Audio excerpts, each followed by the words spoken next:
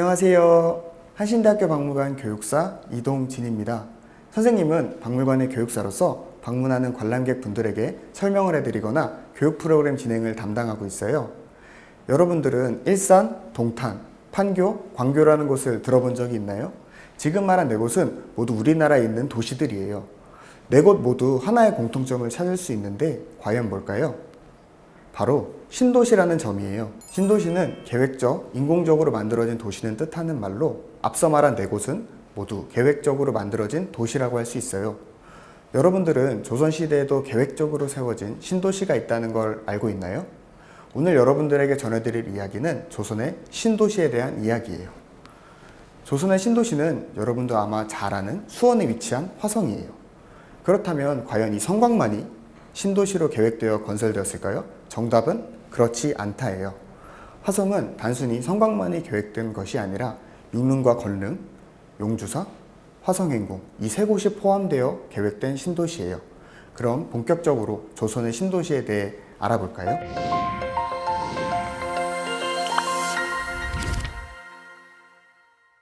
화성의 계획 중 첫 번째로 이야기할 곳은 윤건릉이에요. 윤건릉은 육릉과 건릉으로 각각 사도세자와 정조의 무덤이에요. 왜 두 개의 무덤이 화성이라는 신도시 건설의 계획이었을까요? 이건 영조, 사도세자, 정조의 이야기를 통해서 알 수 있답니다. 사도세자는 영조의 아들이자 정조의 아버지예요. 사도세자는 아버지인 영조가 왕인 시절에 세자였지만 영조의 인정을 받지 못하고 점점 실망과 미움을 받은 끝에 쌀을 담는 뒤주에 갇혀 비극적인 죽음을 맞이하였어요. 사도세자가 죽은 이후 사도세자의 무덤의 이름은 3번에 걸쳐서 바뀌게 되었어요. 수음묘는 영조가 직접 지은 이름으로 원래 현재의 서울 배봉산 아래에 있었어요. 그러나 정조가 즉위하고 이름을 영우원으로 바꾸었으며 1789년에는 명당 자리인 현재의 위치로 옮기고 아버지를 사도세자에서 장원세자라 하고 묘의 이름을 현룡원으로 바꾸었어요. 이후 1899년 대한제국의 고종 황제가 장원세자에서 장조라 하고 육릉으로 바꾸어 오늘날에 이르게 되었답니다. 혹시 사도세자의 무덤의 이름이 바뀌는 과정에서 특이한 점이 보이진 않나요? 네, 바로 명칭이 묘에서 원으로 마지막으로는 릉으로 바뀌었음을 볼 수 있어요. 묘는 일반적인 무덤에 붙이는 이름이고 원은 세자 및 왕이 된 왕자를 낳은 후궁, 릉은 왕과 왕비의 무덤에 붙이는 이름이에요. 그렇기 때문에 사도세자의 무덤의 이름이 바뀌는 과정은 곧 사도세자의 신분이 바뀌고 있음을 의미하는 것이에요. 한편 건릉은 정조의 무덤으로 육릉을 기준으로 왼편에 위치해 있었어요. 원래 건릉의 위치는 현재의 위치와 달랐다는 사실 알고 있나요? 정조는 효심으로 죽어서도 아버지에 가까이 있고 싶다는 유언을 남겨 육릉의 남쪽에 안장되어 있었어요. 이후 1821년 정조의 왕비인 효의왕후가 세상을 떠나면서 건릉을 합장하는 것으로 결정되었는데 이때 건릉을 현재의 위치로 이장하였어요. 육릉과 건릉의 구조를 보기 전에 먼저 조선왕릉의 구조를 볼까요? 조선왕릉은 크게 3공간으로 나뉘며 각각 공간이 지닌 의미가 달라요. 첫 번째 공간은 진입 공간으로 왕릉의 시작을 의미해요. 제실, 금천교, 홍살문이 있어요. 제실은 왕릉을 관리하고 재앙을 준비하는 곳, 금천교는 능역과 구분하는 곳, 홍살문은 신성한 곳임을 표시하는 문이에요. 두 번째 공간은 재향 공간으로 산자와 죽은 자가 만나는 공간을 의미해요. 향로와 어로, 수복방, 수락관, 정자각 등이 있어요. 향로는 향과 충문을 들고 가는 길로 왼쪽에 위치하며 어로는 왕이 사용하는 길로 오른쪽에 위치하고 있어요. 수복방은 왕릉 관리자가 머무는 건물, 수락관은 제례에 필요한 음식을 준비하는 건물, 정자각은 제사를 지내는 공간이에요. 마지막은 능침 공간으로 죽은 자의 공간을 의미해요. 무덤인 봉분이 있고 주변에는 석양과 석호, 문인석, 무인석 등이 있어요. 석양과 석호는 동물 모양이며 문인석과 무인석은 사람의 모습이에요. 봉분 주변에 있는 성물들은 장식과 보호하는 의미를 가지고 있어요. 왕릉의 구조를 알았으니 이제 육릉과 건릉에 있는 구조물들을 볼까요? 먼저 육릉이에요. 보이는 사진은 홍살문 앞에 융릉을 정면에서 찍은 사진이에요. 보면 빨간색으로 문의 형태를 하고 있는 게 홍살문, 좌측에 있는 건물이 수락관, 정면에 있는 건물이 정자각이고 그 앞에 중앙, 정자각까지 가는 길 향로와 어도예요. 그리고 우측에 보이는 건물은 비각으로 비석이 위치해 있어요. 지금 보이는 사진이 바로 융릉의 봉분을 정면에 찍은 사진이에요. 가운데 봉분이 있고 그 앞에는 불을 밝혀 사악한 기운을 없앤다는 의미를 가진 장명등이 있고 그 주변에는 무인석과 문인석 그리고 석호와 석양 등이 위치해 있어요. 다음으로 건릉을 볼까요? 건릉도 융릉과 같은 구조를 가지고 있어요. 정자각과 우측에는 비각이 위치하고 있고 봉분 정면에는 장명등, 좌우로는 무인석과 문인석, 그리고 석호, 석양이 위치하고 있어요.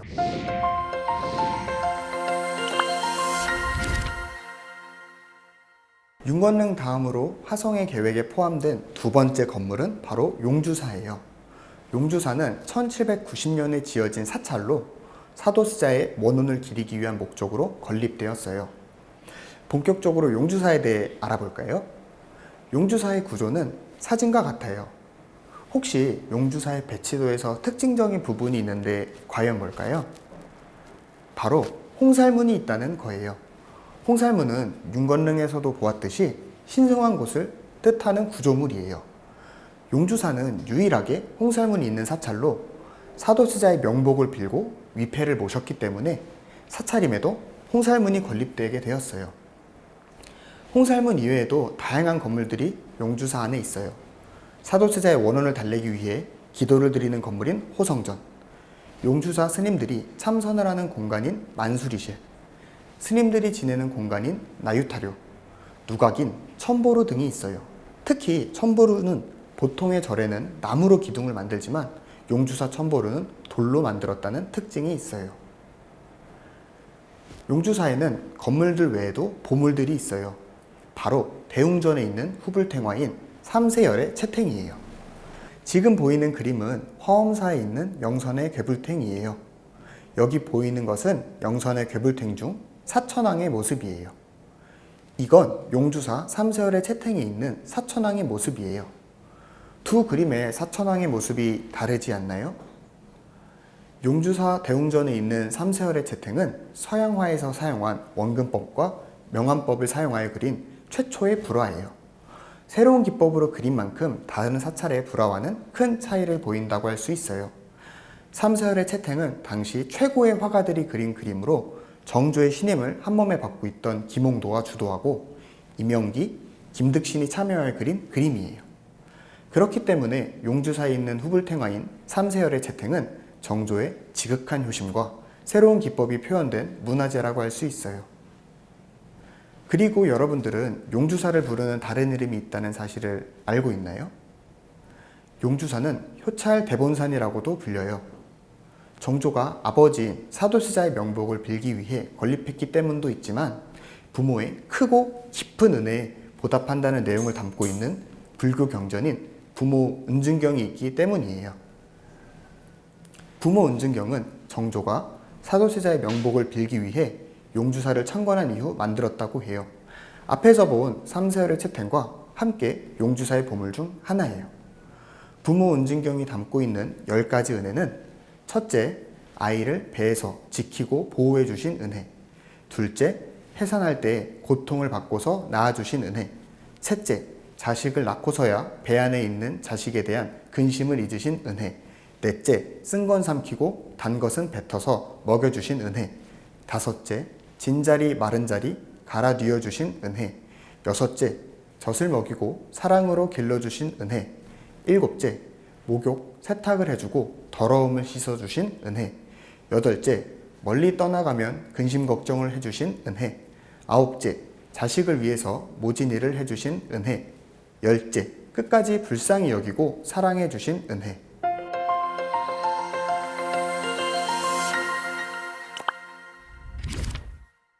화성의 계획 중 세 번째는 화성행궁이에요. 행궁이란 임금님이 궁궐 밖으로 행차할 때 임시로 머물던 궁궐을 의미해요. 주로 능행이나 행차할 때는 임시 거처로, 전란과 같이 긴급한 상황일 때는 피난처로 사용되는 공간이에요. 화성행궁은 본래에는 정조가 노후에 왕위를 아들에게 물려주고 물러나 머물기 위해 지어졌으나 주로 능행길에 이용되었어요. 이제 본격적으로 화성행궁에 대해 알아볼까요? 지금 보이는 그림은 화성행궁의 지도예요. 화성행궁도 앞서 본 윤건능과 용주사와 마찬가지로 홍살문이 있어요. 그리고 가장 먼저 보이는 곳은 신풍루예요. 신풍루는 화성행궁의 정문으로 이름 신풍은 중국 한나라 고조인 유방이 당시 풍이라는 땅을 새로운 고향으로 삼았던 고사에서 유래되어 정조에게 있어 화성은 새로운 고향이라는 것을 의미해요. 그 다음 공간은 신풍루에서 쭉 들어가면 나오는 봉수당이에요. 봉수당은 왕이 조회를 하는 정전 건물로 1795년에 정조의 어머니 해경궁 홍씨의 회가변이 거행된 장소예요. 봉수당의 뜻은 해경궁의 장수를 기원하는 뜻을 담고 있어요. 봉수당에서 우측으로 가면 낙남원이 있어요. 낙남원은 화성행궁의 행사 공간으로 화성이 완공된 후 낙성현이 치러진 곳이에요. 일제강점기 당시 화성행궁의 철거가 진행되었는데 그때 유일하게 훼손되지 않고 남아있는 유일한 건축물이라는 특징을 갖고 있어요. 낙남현 주변 공간으로는 행사 도중 휴식을 취하는 공간으로 사용된 노래당과 활쏘기 하는 공간인 득중정이 있어요. 정조는 행차 시 매번 활쏘기를 했다고 해요. 다음 행궁 공간으로는 복례당이 있어요. 복례당은 정조가 행차했을 때 머무른 공간으로 복은 안에서 생겨나는 것이다 라는 뜻을 지니고 있어요. 복례당 아래에는 유어택이 있어요. 유어택은 평상시에는 화성유수가 거처하는 곳이지만 정조가 행차할 경우 편전으로 사용되어 각종 행사에 대한 보고를 받기도 하였어요. 행궁 후원에 만들어진 건물도 있는데 바로 미로한정이에요. 미로한정의 뜻은 장차 늙어서 한가하게 쉴 곳이라는 의미를 담고 있어요. 이는 화성행궁을 정조가 장차 왕위를 물려주고 노후를 보내기 위해 지은 것과 같은 맥락이라 할 수 있어요. 한편 화성행궁 지도에는 보이지 않지만 중요한 건물이 하나 더 있어요. 바로 화령전이에요. 화령전은 1800년 정조가 돌아가시자 1801년에 정각인 운한각을 지었으며 운한각은 정조의 어진을 모신 영전이에요. 어진은 임금님의 얼굴을 그린 그림을 뜻해요. 이후 순조, 헌종, 철종, 고종, 순종 임금이 직접 방문해서 제사를 지낸 의미 있는 공간이에요. 좀 전에 화성행궁의 공간 중 봉수당에 대한 설명을 할 때 이야기했던 정조의 어머니 해경궁 홍씨의 회가변 잔치 이야기를 해볼까 해요. 1795년에 해경궁 홍씨가 회갑이 되자 정조는 어머니를 모시고 수원으로 내려와 화성행궁에서 회가변을 진행하였어요. 이때 현룡원 참배에도 다녀왔어요. 이를 을묘년 원행이라고 해요. 정조는 을묘년 원행을 기록으로 남기도록 하여 그림으로 남아있는데 바로 화성능행도예요. 화성능행도는 총 8폭의 병풍으로 되어 있으며 각 행차부터 화성행궁에서 진행된 회가변까지를 담고 있어요. 첫 번째 화성능행도의 그림은 봉수당 진찬도로 해경궁 홍씨의 회가변을 담은 그림이에요. 두 번째 그림은 낙남원 양로연도로 당시 화성행궁 근처에 거주하던 노인들을 낙남원에서 양로연을 진행한 것을 담은 그림이에요. 세 번째는 화성 성묘 전배도로 정조대왕이 화성에서 첫 번째로 공식 행사로 거행했던 성묘 참배 장면을 담고 있어요. 네 번째는 낙남원 방방도로 정조대왕이 화성행궁의 낙남원에서 과거 시험 합격자에게 시상하고 있는 장면을 담고 있어요. 다섯 번째는 서장대 야조도로 팔달산 정상에 위치한 서장대에서 군사훈련을 실시하였는데 이때 군사훈련의 장면을 담고 있어요. 여섯 번째는 득중정 어사도로 정조대왕이 화성행궁의 득중정에서 신하들과 활쏘기를 하고 애화포를 터뜨리며 불꽃놀이를 즐기는 장면이 담고 있어요. 일곱 번째는 환화행렬도로 일정을 마치고 수원에서 시흥행궁으로 가는 길을 담고 있어요. 마지막 여덟 번째는 한강주교 환호도로 시흥행궁을 거쳐 노량진에 설치된 배로 만든 다리인 주교를 통해 한강을 건너는 장면을 담고 있어요. 이처럼 정조의 현릉원, 즉 육릉의 행차는 여기 보이는 그림의 경로로 이동이 진행되었어요.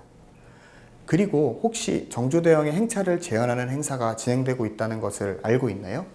서울시, 경기도, 수원시가 같이 참여하여 매년 10월에 정조대왕 능행차 공동 제연이 열리고 있어요.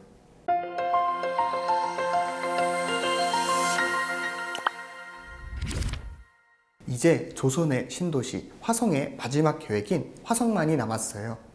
화성은 1794년에 착공되어 1796년에 완공된 성이에요.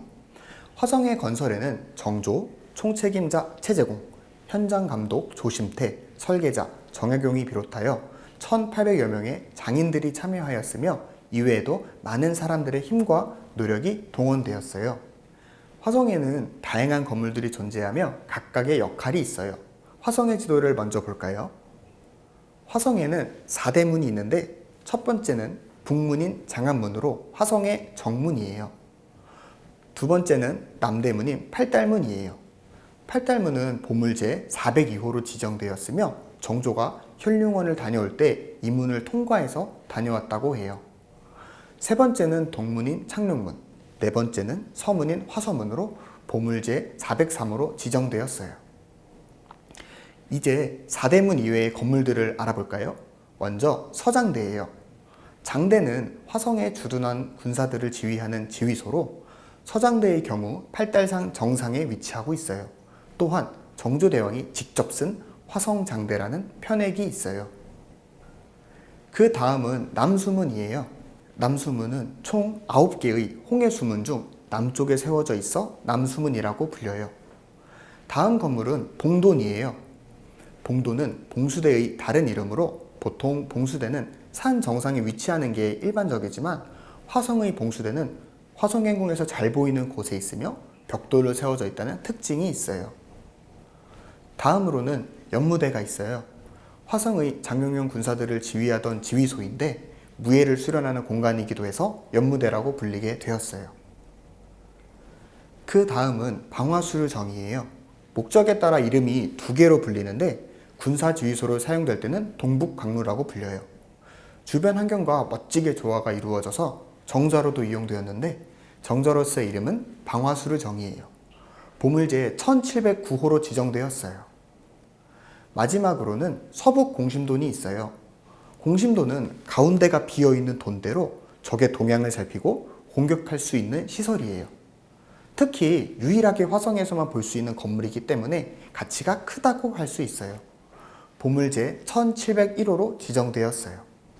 이외에도 다양한 건물들이 화성에 있답니다. 화성은 1794년에 착공되어 1796년에 완공된 2년 6개월 정도의 빠른 시간에 완성되었으며 이는 기존 계획보다도 단축된 것이에요. 이토록 화성을 빠르게 완성할 수 있었던 것은 당대의 최고의 기술들이 접목되어 건설이 진행됐기 때문이에요. 대표적으로 사용된 것은 거중기예요. 거중기는 정약용이 고안한 것으로 도르래의 원리를 이용하여 작은 힘으로도 무거운 곳을 들어올릴 수 있는 도구예요. 그런데 화성의 건설 당시 거중기가 가장 대표적으로 사용되었다고 알려져 있고 유명하지만 막상 사용된 거중기의 숫자는 한 대에 불과해요. 그렇다면 어떻게 빠른 시간에 완성할 수 있었을까요? 바로 거중기 못지않게 건설에 도움을 줄 수 있는 다양한 도구들이 사용됐기 때문이에요. 바로 이 도구들이에요. 이 도구들은 모두 건설에 필요한 재료들을 옮기고 건설에 직간접적으로 도와줄 수 있는 것들로 화성행궁에 사용되었어요. 이처럼 화성 건설은 단순히 인력과 돈만으로 건설된 것이 아니라 당대의 기술력이 함께 더해져서 지어진 것이라고 할 수 있어요. 지금까지 조선의 신도시인 화성이 어떤 계획 속에서 만들어졌는지를 보았어요. 정조대왕은 억울하게 돌아가신 아버지의 무덤을 수원으로 옮기고 원찰인 용주사를 건립하여 명복을 빌었어요. 또한 참배하러 수원으로 능행하는 과정에서 머무를 화성행궁을 건설하였는데 화성행궁에서는 어머니 해경궁 홍씨의 회가변을 열었어요. 이뿐만 아니라 노후에 어머니와 함께 머무를 화성을 건설하였어요. 이처럼 화성은 단순하게 지어진 성이나 도시가 아니라 정조대왕이 아버지인 사도세자, 어머니인 해경궁 홍씨에 대한 효심에서부터 시작되어 계획적으로 지어진 신도시예요. 여러분들이 앞으로 이 네 곳을 가게 된다면 오늘 들은 내용을 떠올리면서 봤으면 좋겠어요. 이상으로 조선의 신도시 산책하기의 교육을 마치도록 할게요. 여러분들 코로나가 끝나면 꼭 한신대학교 박물관으로 놀러 오세요. 안녕.